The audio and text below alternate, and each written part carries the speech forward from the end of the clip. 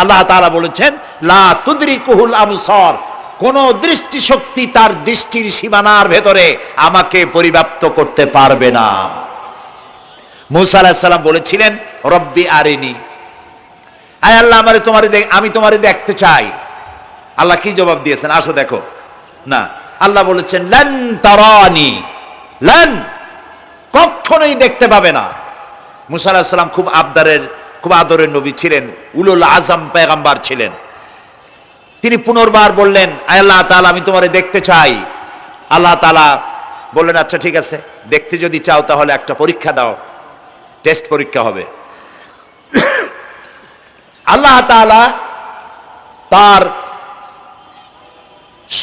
70,000 পর্দার আড়াল থেকে তার নূরের একটা ঝলক নিক্ষেপ করলেন পাহাড়ের প্রতি। পাহাড় জ্বলে পুড়ে ছাই হয়ে গেল।